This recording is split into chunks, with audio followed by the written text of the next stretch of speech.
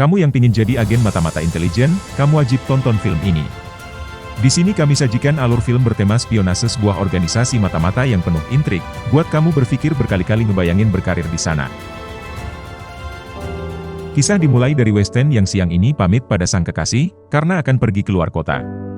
Ia tak bilang pekerjaannya, namun kemesraan pasangan ini, mereka tampak tak ingin berpisah.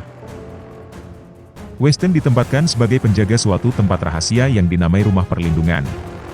Habiskan waktu berminggu-minggu di sini buat Weston bosan. Sempat tanya ke atasan, Weston diminta tetap jalani tugas serta semua protokol. Dan, bila waktunya berakhir, ia akan dipindahkan. Di lain tempat terlihat seorang pria kulit hitam akan temui seseorang. Tampak mereka saling kenal seakan teman lama. Dari pertemuan itu, teman prianya ini beri satu benda kecil yang kemudian ia simpan dengan suntikan ke dalam perut. Ternyata keberadaannya telah dibuntuti. Ia yang segera tahu, langsung serang orang ini.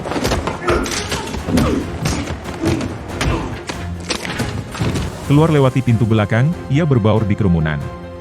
Entah siapa orang itu, ternyata ada orang lain turut mengejar. Ia yang tersudut coba lawan, namun kalah dari jumlah, akhirnya putuskan masuki kantor kedutaan.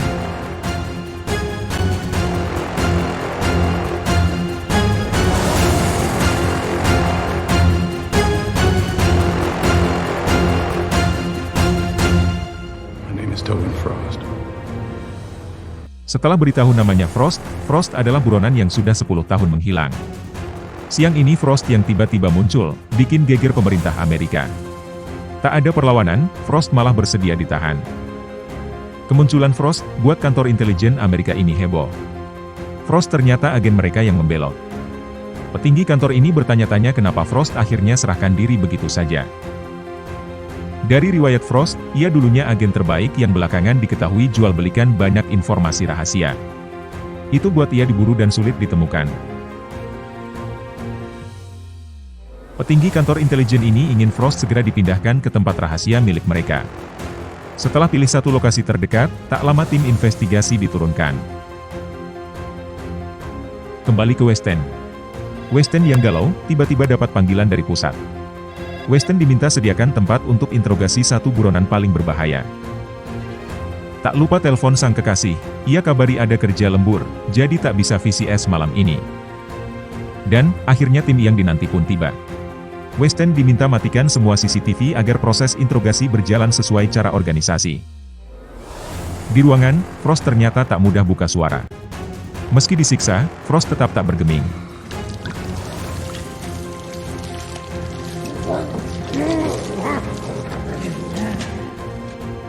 Tiba-tiba terdengar suara ribut-ribut di luar. Akibat CCTV yang sengaja mati, mereka tak tahu ternyata ada orang-orang yang berusaha masuk dan rusak pintu utama.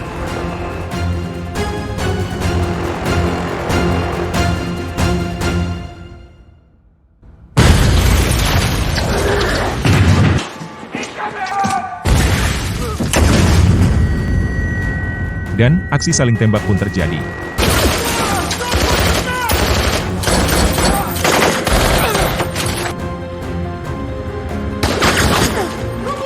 Weston ambil kendali jaga ruang interogasi. Ia yang ketakutan diusik Frost, bisa jadi terluka atau terbunuh di sini. Dan, bila ingin selamat mereka harus segera keluar. Benar saja. Weston lihat ketua tim dihabisi.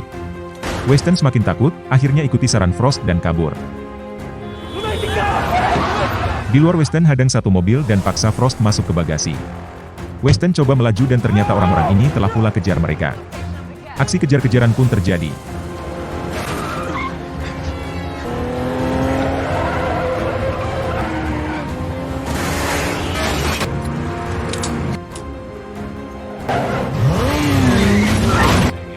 Weston segera lapor, beritahu serangan itu. Dari semuanya hanya ia dan Frost yang selamat. Di kantor, para petinggi organisasi kaget adanya serangan di aset mereka.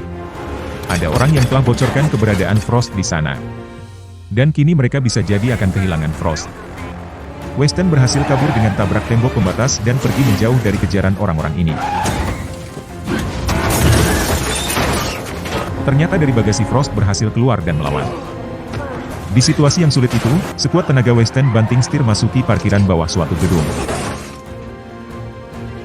Dengan todongan senjata, Weston bawa Frost keluar dari tempat ini. Frost coba pengaruhi bagaimana orang-orang tadi tahu keberadaan mereka. Frost duga ada orang dalam bocorkan. Dan organisasi bisa tuduh siapa saja, termasuk Weston. Frost yang berhasil masuki pikirannya, buat Weston makin cemas. Sembunyi di satu tempat, Weston yang resah akhirnya hubungi atasan. Si atasan janji tuntaskan kasus ini dan ringkus orang-orang itu. Tapi terlebih dahulu Frost harus dibawa ke tempat yang aman. Untuk tujuh tempat itu, Weston mesti ambil petunjuk di GPS di sebuah loker. Baru saja dapatkan lokasi tujuan, Frost berusaha kabur manfaatkan situasi dengan pancing keributan. Orang-orang berlarian dan akhirnya Weston pun ditahan.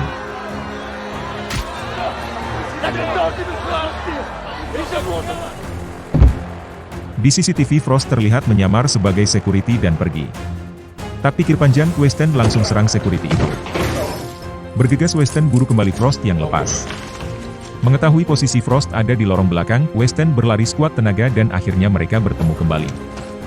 Beruntung ia tidak dieksekusi, karena Frost tahu ia aktor utama di film ini, Frost tinggalkan Weston begitu saja. Segera ia lapor Frost yang kabur, buat petinggi emosi dan tarik Weston dari tugas. Dari semua kekacauan, bos besar itu beri perintah kedua bawahannya urus Frost langsung. Dari semua ini, akhirnya Weston jumpai sang kekasih. Ia minta maaf dan jujur dari pekerjaannya. Ia yang tak ingin wanita ini terluka, mohon agar menjauh sementara waktu. Very much. Come. Dengan ubah penampilan, di malam yang sama, Frost datangi satu tempat. Frost temui seorang teman lama dan buka file yang ia terima kemarin, berisi banyak nama-nama petinggi intelijen yang korup. Ternyata, orang-orang yang mengejarnya telah dapatkan keberadaan Frost. Dan, baku hantam pun terjadi.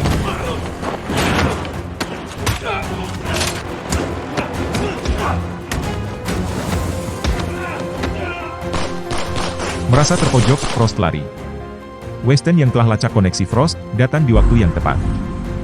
Namanya juga film, si Weston cover Frost balas tembakan orang-orang ini. Dan akhirnya Weston berhasil bawa Frost kabur. Pelarian itu tak mulus begitu saja, lagi-lagi orang-orang ini berhasil dapatkan mereka.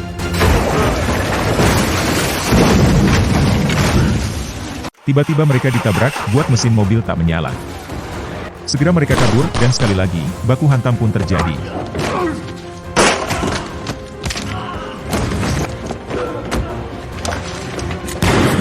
Weston lumpuhkan orang itu dan paksa tanya siapa mereka. Kagetnya ia, ternyata orang-orang ini satu organisasi intelijen dengannya. Dari perkelahian tadi, ternyata Frost terluka. Segera Frost diobati dan kemudian dibawa menuju rumah perlindungan berikutnya.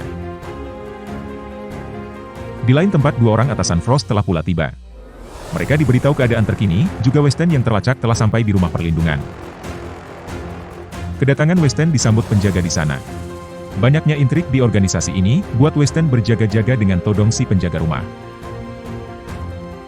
Tak terima dengan perlakuan Weston, penjaga rumah ini serang balik dan terjadi perkelahian.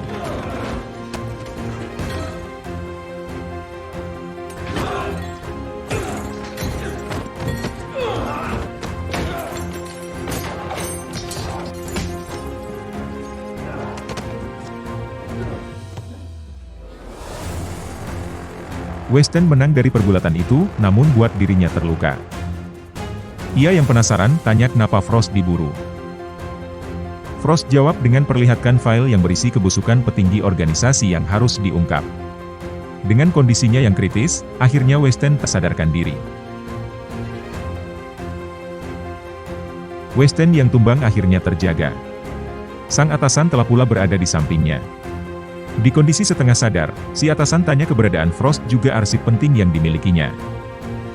Weston yang masih lemah tak jawab apapun. Atasan sampaikan, dari semua ini Frost telah penjahat sebenarnya. Ulah Frost yang berkhianat, ia dan seluruh petinggi organisasi murka. Bila Weston tahu, file yang dimiliki Frost harus dimusnahkan. Tiba-tiba terdengar suara, buat si atasan buru-buru keluar. Itu ulah Frost untuk habisi orang-orang ini.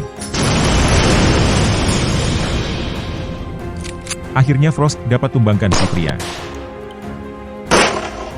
Mengira sudah berakhir, Frost ajak Weston segera pergi, tinggalkan tempat ini sebelum didatangi tim lainnya. Sialnya, si atasan ternyata belum mati, dan tembak Frost tepat di dada. Atasan itu girang, karena Frost ia dapatkan. Weston yang sudah tahu kebusukan mereka, langsung tembak si atasan. Perlahan ia dekati Frost yang sekarat. Frost merasa ia takkan bertahan, serahkan file rahasia itu pada Weston. Frost mohon simpan file ini untuk diungkap. Hari ini Frost telah berada di kantor pusat. Ditanya tentang file yang dimiliki Frost, Weston jawab ia tak tahu apa-apa. Ia beralasan, Frost tak ada cerita apapun. Setelah beri laporan, Weston keluar tinggalkan kantor intelijen ini. Esoknya, tersiar berita sebut daftar nama para petinggi korup sebuah organisasi intelijen. Itu buat Senat adakan sidang dadakan. Siang ini, tampak petinggi intelijen itu dikerubungi banyak wartawan. Di lain tempat, Weston terlihat berada di satu kafe. Dari kejauhan, ia hanya dapat lihat sang kekasih. Untuk sementara waktu, hingga semua berakhir, ia yakin mereka nanti akan bersama kembali.